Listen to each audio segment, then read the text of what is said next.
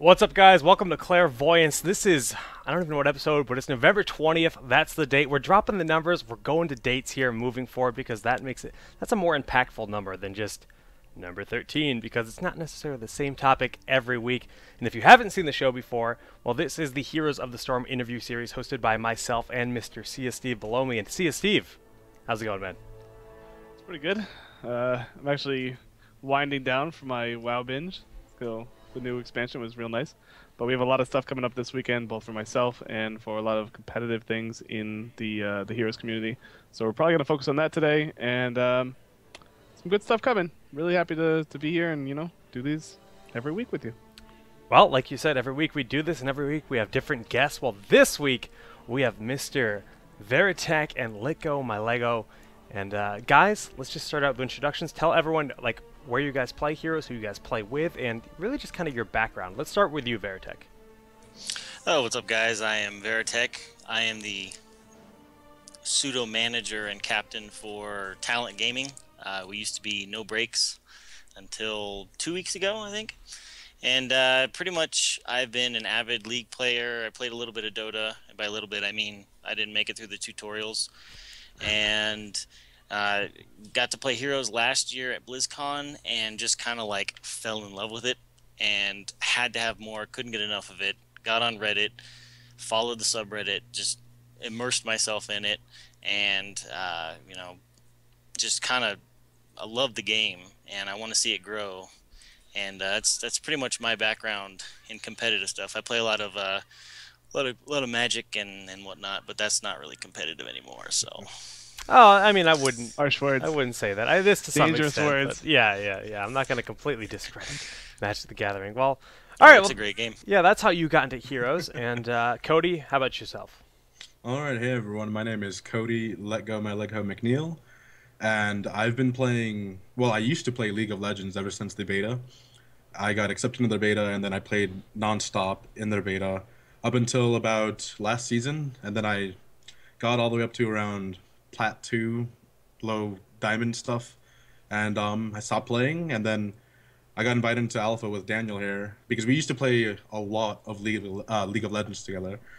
And he pretty much said, "Hey, get on Here's the Storm, check it out." I checked it out. I loved the mechanics. It was so different from all the League stuff, and I just loved it. I fell in love with it, and then I said, "Hey, why don't you consider me putting me in for a sub for No Breaks?" And eventually, I got turned into a sub.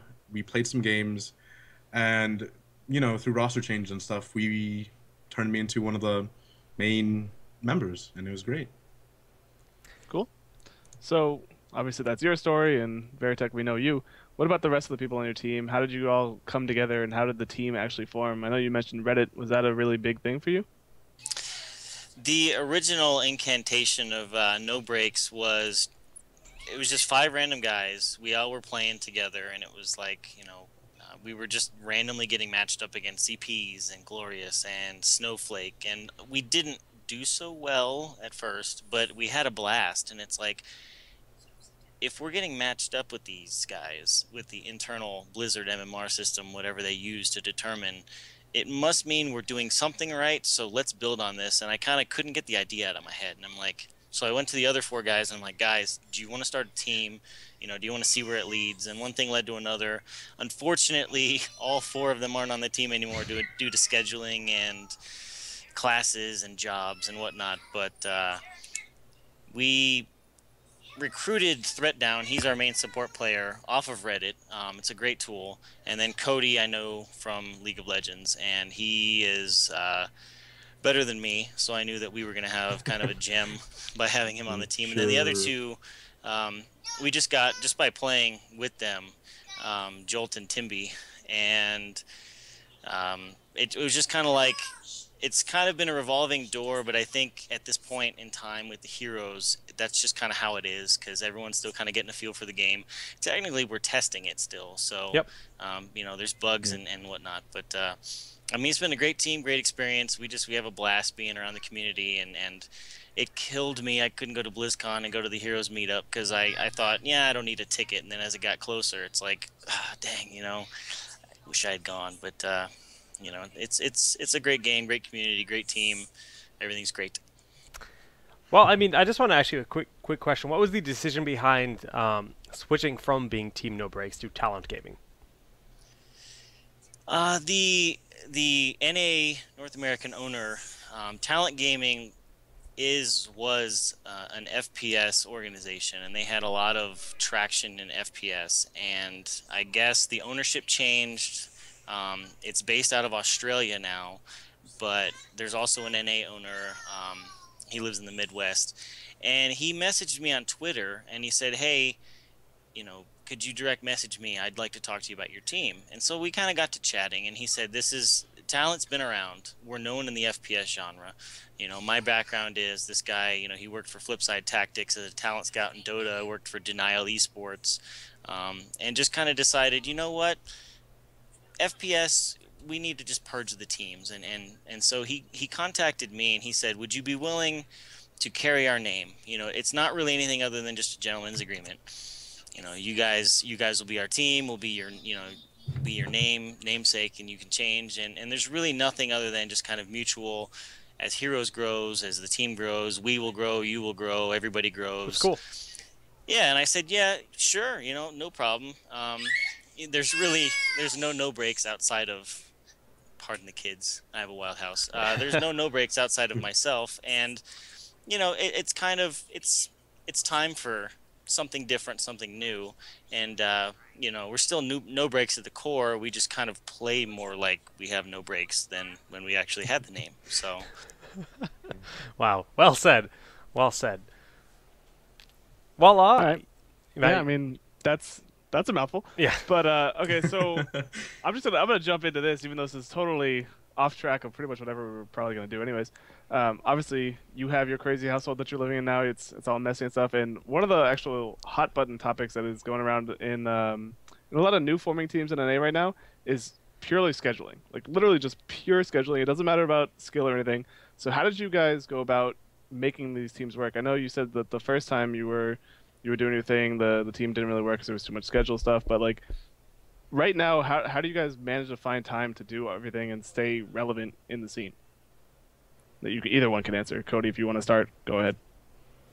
Well, so far, what's going on is Daniel has the complete total opposite schedule of pretty much me and a couple of the others, where he works late at night and then sleeps during the day, that kind of thing, and has, his free time during the day.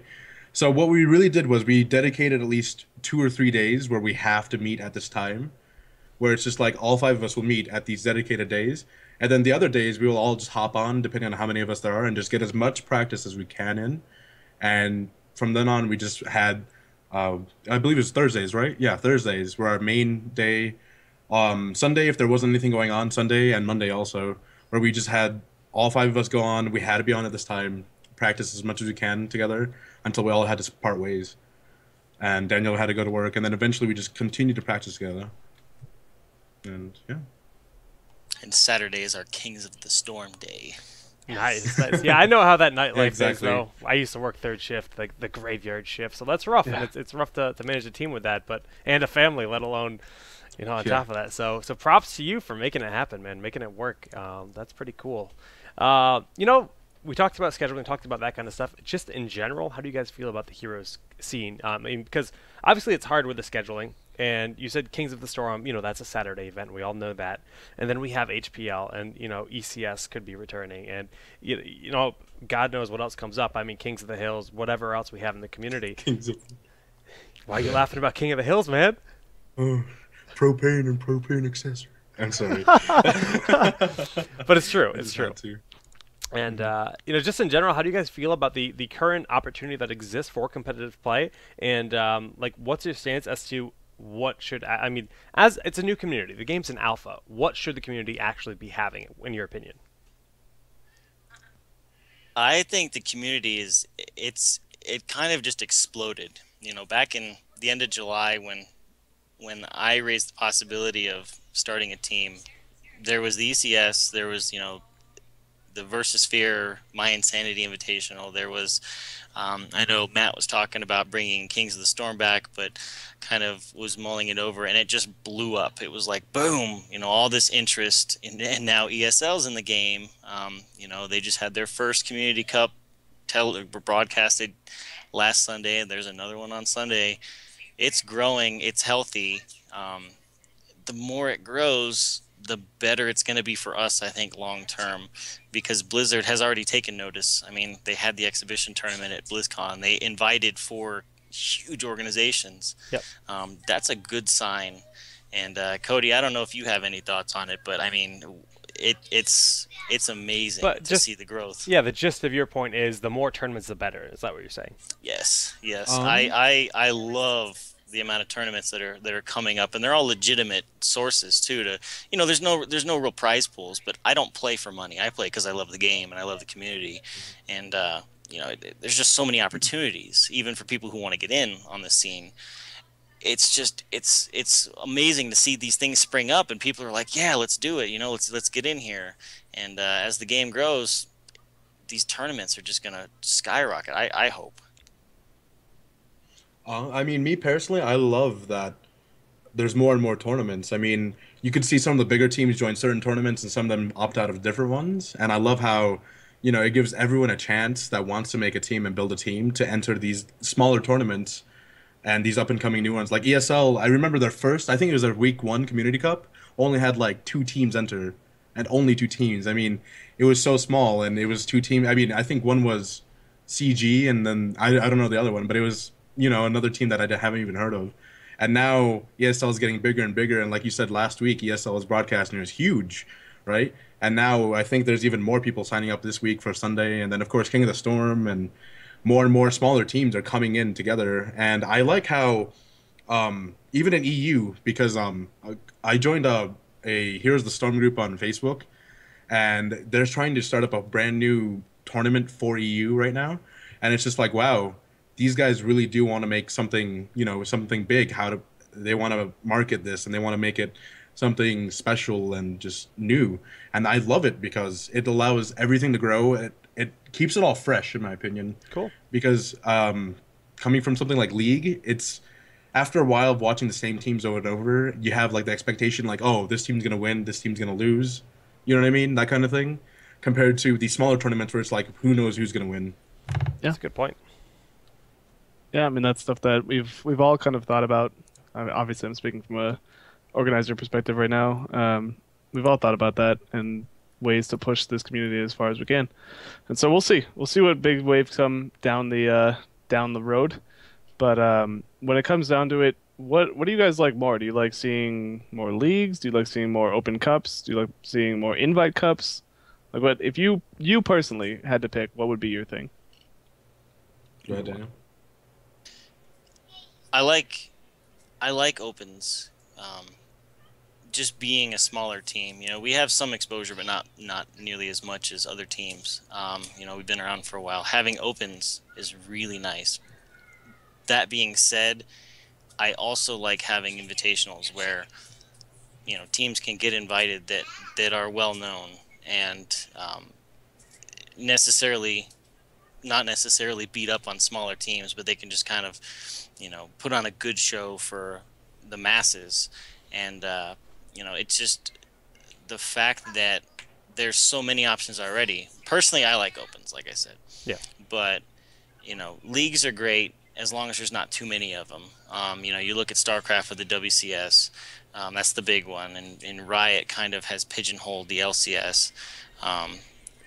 And tournaments are just a great way. Like I can't say it enough. The more tournaments, the better. I mean, you started something back in April with Kings of the Storm, and I think that just kind of put a spark in the back of everyone's mind. It was always what was people referred to when they were talking about the competitive scene, and teams kind of formed because of that. And it was kind of just an open thing, hey, sign up. And at this stage of the competitive scene for Heroes, that's exactly what this community needs, so that people can see, man, we get 5 friends together, let's do this and see what we can accomplish. And it's so positive to see opens but still have those invitationals.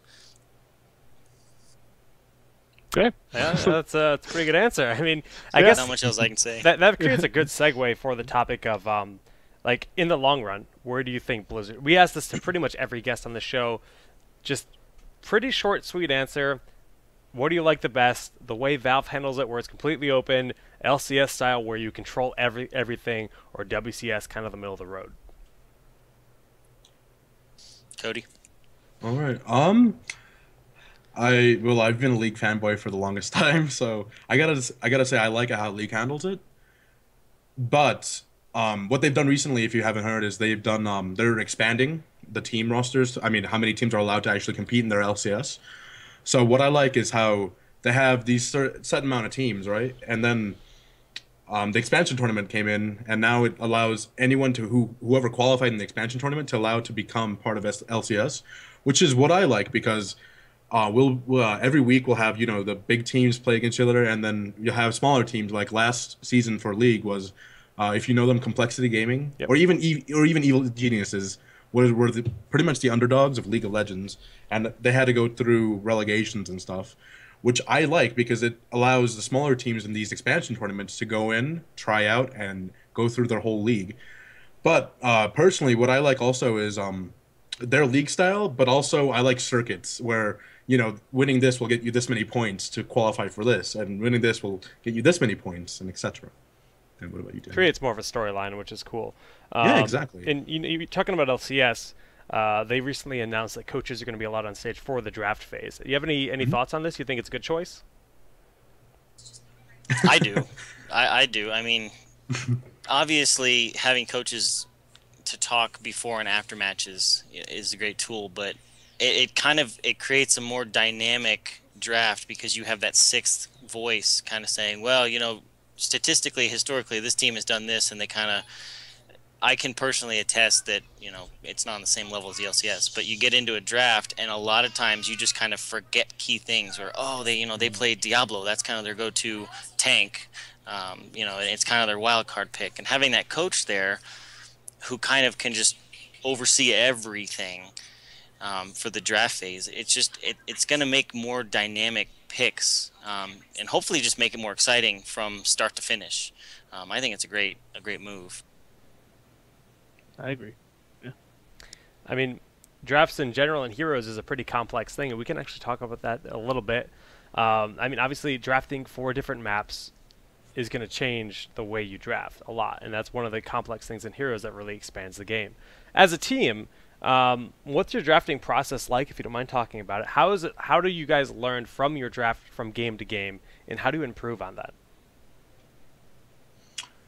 From what I've seen is we usually try to figure out, in my mind, at least in my mind, we usually try to ban out one of the I call it the big 4 now, which is usually Abathur, Arthas, Tassadar, or Tychus. Yep. Is our big bans, just because, I mean, they're so versatile, they're all so great. Yeah, I don't think and stuff anyone like would that. disagree with that list. Yeah, exactly.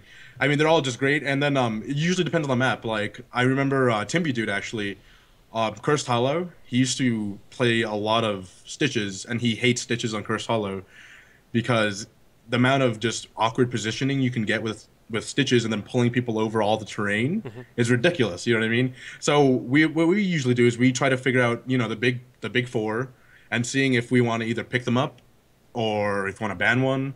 And then after that, we usually go for we try to counter pick in a sense, but at the same time, we go for our strengths. I mean, like Daniel here, he's really good on warriors, but at the same time, he can play a really mean Falstad. And depending on the map, like Cursed Hollow Falstad is great because he could fly around, he could bribe things, so versatile. And well, on the other hand, we might let certain picks through, like Tassadar. I mean, even though he's so versatile, so great, so strong, we might have to let him through in order to ban out like a specific person on the enemy team. And yeah. Our mindsets and drafts are a little different. Obviously, 2 weeks ago in the HPL against Vex, they went straight up full-on Bloodlust comp. It's like, cool story, bro. And we just kind of countered it with aggressive play. And last week against Nexus Champ, again, they didn't have Tassadar because we banned him out, but again, another Bloodlust comp. I mean, we're a little different. Obviously, it would kind of affect the... Symbiote is so they can adapt to anything, so obviously They're symbiotic. They're symbiotic, yes. They are essentially the Abathur, the perfect evolution. But I mean, we adapt our draft. Um, if we see a pick, it's kind of like we're not really scared of any specific hero or any specific comp, as long as we know, okay, they're going to be doing this on this map. We need to make sure we watch for that. Um, and there's been a lot of growing pains, but as far as drafting goes, outside of those top four that Cody mentioned, you can pretty much make anything successful, and it's kind of going to be our goal. I don't know if you're going to see a murky pick out of us because he's a green Satan, but Green Satan. That's a new one. That's a new one. he really is, because he comes back and he comes back. It's like, God, go away already, and you can't kill him. But drafting definitely is going to be different. As more teams come in and they find out ways to utilize comps and synergy between 2, 3, 4, 5 different heroes, and we have to take that into account when we draft and hopefully pull out a win with sometimes odd comps. Okay, yeah, that's fair. And you mentioned that the heroes coming in, especially new ones, have the ability to change drafts entirely. It's likely that we're going to be seeing Jaina soon. How do you guys think Jaina's going to affect drafting when she comes into the scene now? Now, I think she'll probably. I mean, it almost depends on who gets the most practice with her. To be honest, in my opinion, because she's going to be played a lot. Let's just exactly. Let's just she's say almost always going to be yeah. tagged. She's I mean, like always the hype. Yeah. Okay, if she's always going to be played, then she probably will always be banned. You know what I mean? It's one of those things where it's just like, it's Jaina, Proudmore, I mean, Frost, everywhere, that kind of thing. CC for days, oh my god, I'm slowed, oh no, I'm dead. Well, that kind of thing. Go ahead. Well, just to kind of like reword it a little bit, like, yeah, if she's always going to be played and she's going to be banned out, what kind of comps and styles do you think we're going to see? What kind of shift do you think we're going to see with her in? Because she has a lot of slow. She does have a lot of slow. I personally think we're gonna see a lot more disengage, if that makes sense, because she seems like the type that can, with her Blizzard, area effect slow, a lot of disengage, as in like we'll probably see more, in my opinion, Tyrael.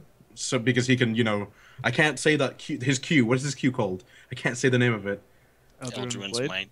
Yeah, that thing. Yeah, that thing. Anyway, that thing. He's gonna, he'll be able to, escape out of all the slows easily or easier.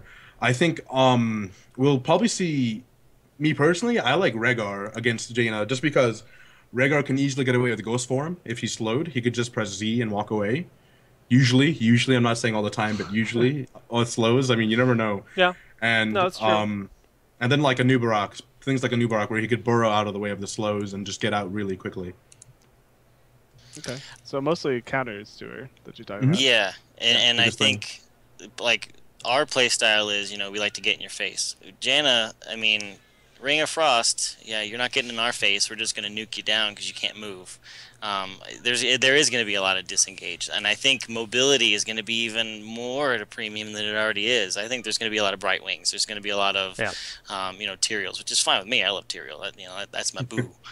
But she is going to shift the meta because you're going to have to be even more aware of, oh crap, she can freeze us here.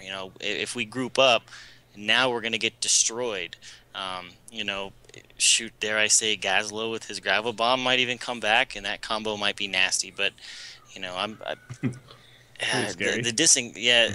mobility is going to be at a premium because she can stop you in your tracks, and that's going to be a scary thought for a lot of teams. All right, so I'll pitch this.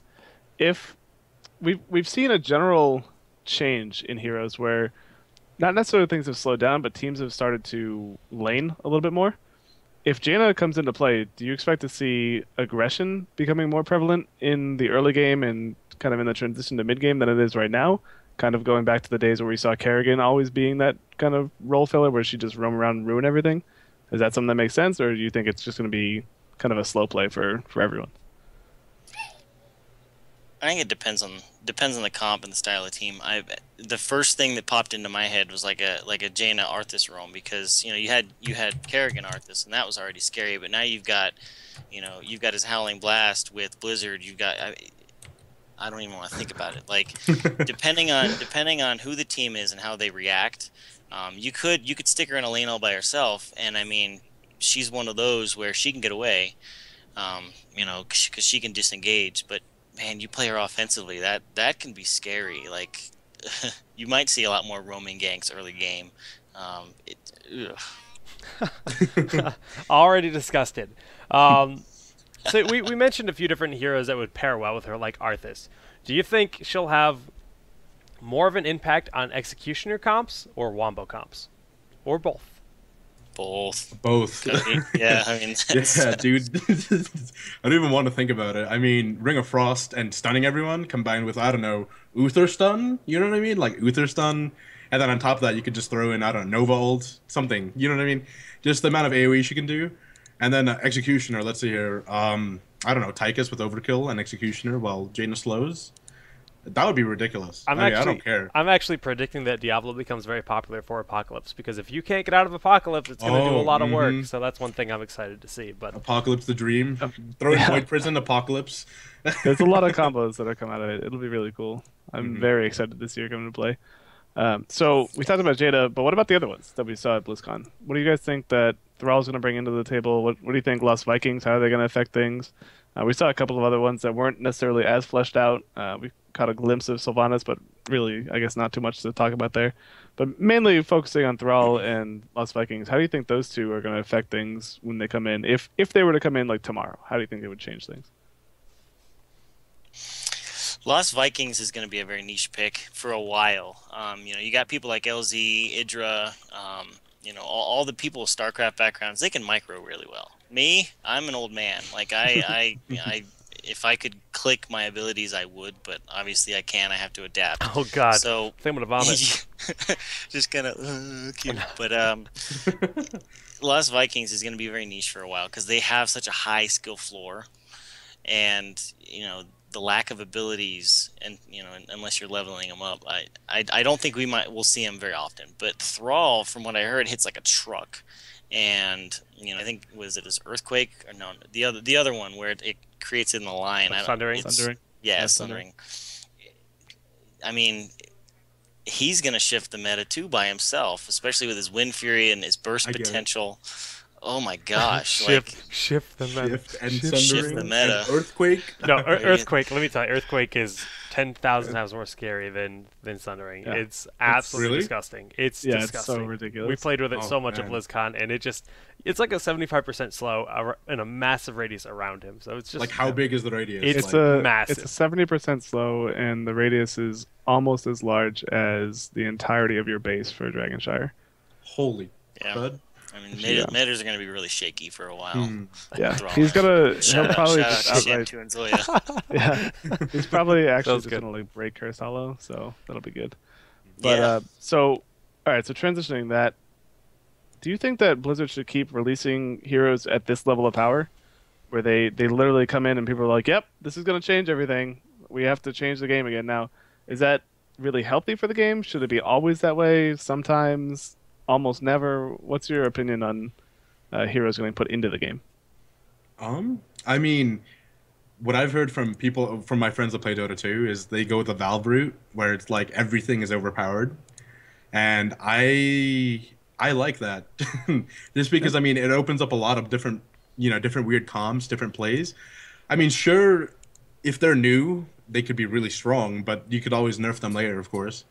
Oh man, look at that kid. Anyway, but of course, I mean, if they're too underpowered, you could always buff them. I like how strong they are at the beginning, just because it'll give the opportunity for these people who really want to play their favorite Blizzard characters and see their maximum potential, see what they can do. I think it's good to shift the meta over and over, just because then it'll stay fresh. It's all about staying fresh in the mobile world, in my opinion. I mean, just now, League just released their new update for their new season, and everything's new, and it's just like everyone's getting back on that. Or even in WoW, Warlords of Draenor just came out, and everyone's like, "Oh man, time to get this WoW cocaine ready." 10 million subs again at WoW. Exactly. What on earth? Spiked. Yeah, exactly. Right. Hard. Right. So new stuff is always good, in my opinion, and even if it's really strong as we can see it so far, if it's really strong, then that'll be even better, because then people will be talking about it more. People will complain about it more, as much as we hate people complaining about it.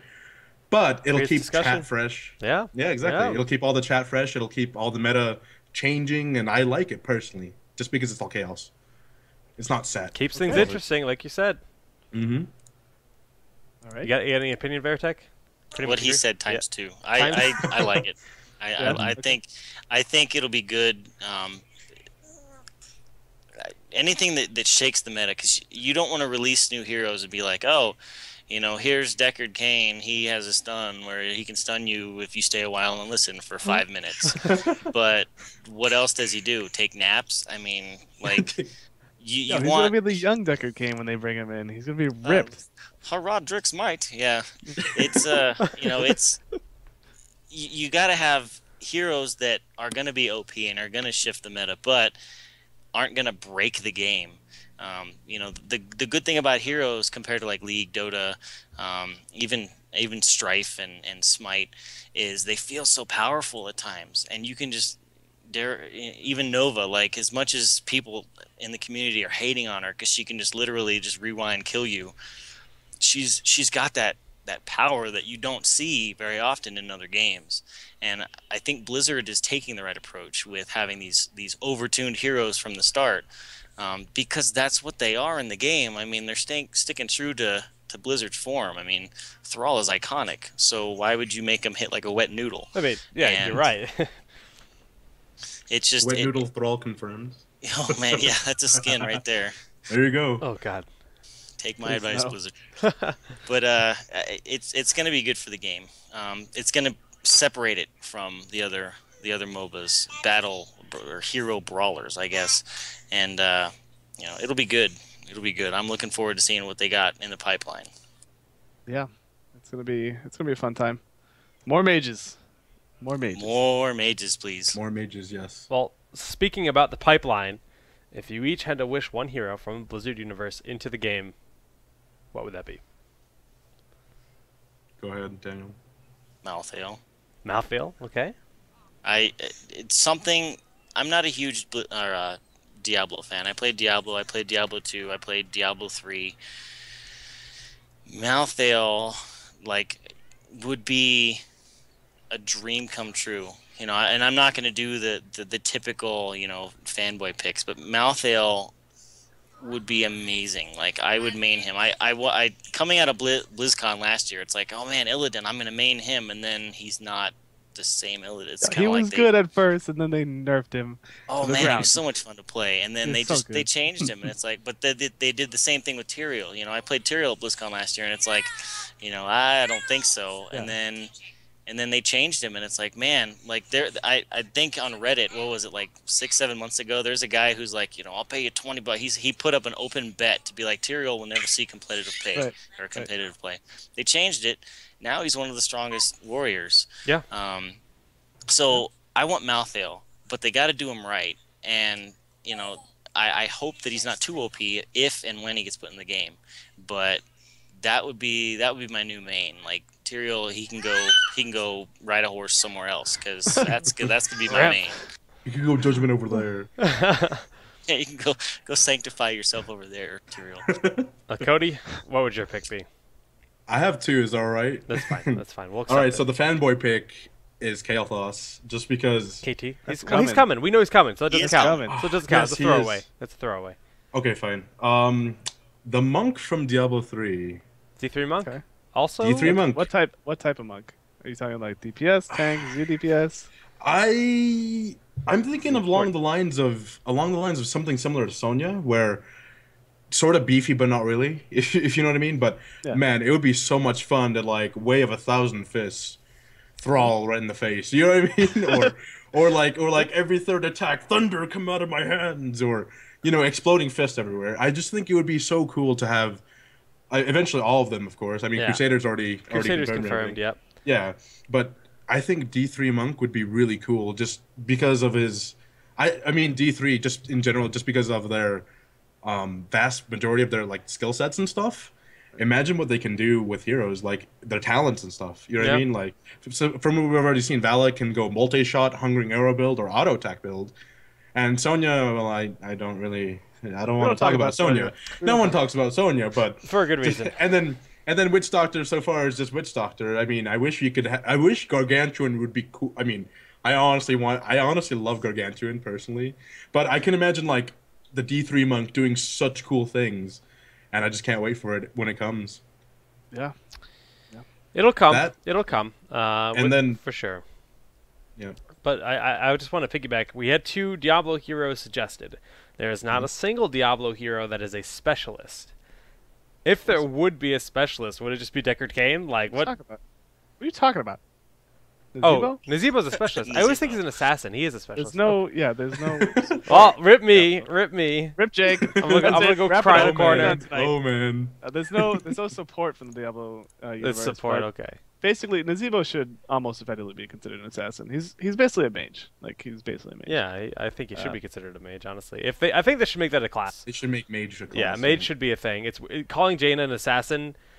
Really weird. Jaina's like kind of an assassin though. Like she has that feel to her. But if you like play her a KT, certain way. if you just made a mage category, I mean Tassadar, you fix the Tassadar problem. You fix the Kael'thas issue. Yeah. Kael'thas makes sense as an assassin, but I'd rather call him a mage, you know? And Yeah, guys like Tassadar, I mean, it's that middle ground because Jaina's really going to fill kind of a role where you can play her as just strictly lockdown. Like she's essentially going to be a support that happens to do decent damage, but provides a lot of lockdown. Like that's going to be a viable way of play. So, you know, would really like to just see the mage classification come in there, but we'll see with time. Yeah. Okay. Any final thoughts, Matthew? No, I'm sure there's more, but we would go on for like hours. Yeah, I well, think I mean, we're pretty that's good. much out of time. We keep it to about 45 minutes generally here. Yeah. So, I'm good. On So that thank you note, guys for we'll coming give on. you guys the floor here to make any other final. If you guys want to talk about any final things, last thoughts, or if not, you know, just shout outs and you know, it's been a pleasure. So let's start with you, Cody. How about we should one day have a tournament where it's all random pick purple dude? Oh God! Oh God! Nope, I we're done. wanna do it. Shut it down. No, Kill it. no, Over, we guys. no, we gotta do this one day. Just one day. It'd be the most fun thing. Like, We don't have to have a imagine. tournament for that. We could just do that. All right, let's just do that. I don't care. No, it would be more fun with the tournament All right, because then all it's right. even more random. Here's people what get all we're gonna do. salty. I'm Yeah. gonna start doing a show match series soon. This is already confirmed. I haven't decided whether it's a King of the Hill or just show matches. I will happily do an all random show match, and I will Oh, invite man. you guys for our first all random show match. I'm writing this down as a note. So Veritech, your teammate just signed you up for an all random show match. Congratulations! You heard it here in Clairvoyance. That's going to be happening in the near future. Well, you're welcome, Writing it Daniel. down. I'm so sorry. I can play anybody now. Oh I man, didn't say better play unget everyone. well, but, like I'll play anybody. Shoot, I ain't scared. Some sort of random Italian hero and just be like, well, I guess we're done here. Okay. All right. So if anyone wants to challenge Talont Gaming to an all random show match, Mhm. the table is open. All right, sweet. Any shout outs? Go for it, Daniel. You know, just shout out to my teammates. Shout out to Talent Gaming. Shout out to you guys. You know, it's awesome. Thank you for having us on the show. Been following you guys since day one, essentially, of the competitive scene formation back in April, and I mean, that's pretty much it. You know, I did shout outs before on other shows, and I always forget stuff, so I'll just kind of say shout out to all the people I love and leave it at that. Just blanket statement real quick. All right. Very good. All right, guys. Well, it's been a pleasure. Matthew, I'll let you wrap yourself out. Yeah. If that's a Just term. gonna wrap on the door. So the only thing that I have to really say is that ESL and Kings of the Storm are happening this weekend. ESL NA number 3. Both of them are going to be running relatively similar formats. Mine, Kings of the Storm, is already determined, and that's going to be best of 3 all the way through until finals, and that's best of 5, single elimination the whole way through, and stage striking probably the whole way through. Not too sure about that part yet. Got to figure out how many people we actually get. That'll come out probably on Friday. So signups will go live tonight after we're done with the show, and ESL signups are always ongoing whenever the bracket's up there. So check that out. ESLplay.com. I don't know what it is. ESL.playgaming.com. I think that's what it is. It's a brand new site. It's a brand new site, and it's got all kinds of quirks to it that I still have to figure out. But it's cool. it's all automated and everything, so it's nice. Yeah, and that- play.eslgaming.com. Yeah. Yeah. In fact, yeah. I just happen to have it up. So. Yeah. Mhm. Wow. So that's Dedication. there, and definitely do that if you were just looking for open events. Those are 2 open events in NA. We also run them on EU as well, so check out ESL EU. Other than that, find me on Reddit. Have a good one, and just keep contributing to the community if you're out there and watching stuff. So thanks. Well, guys, just thank you to everyone here on the show. Thank you all the viewers for tuning in. Of course, VOD and my YouTube viewers, Twitch viewers, all you guys. Hearts all around. And yeah, that does it for this episode of Clairvoyance. Again, no more numbers. It's just number because last week you got it wrong, and I was like, it wasn't 13, it was 12, and I was like, what am I doing with my life? And I'm like, dates it is here and out. Well, that does it for us, guys. You know, feel free to follow us anywhere. You got all our Twitters here on the screen. Follow over in here if you like competitive heroes. You'll be seeing more soon. I'm looking forward to casting the all-random show match. We'll have a date and time announced and who Talent Gaming will be playing against in the near future. That does it, guys. We'll see you next time. Peace.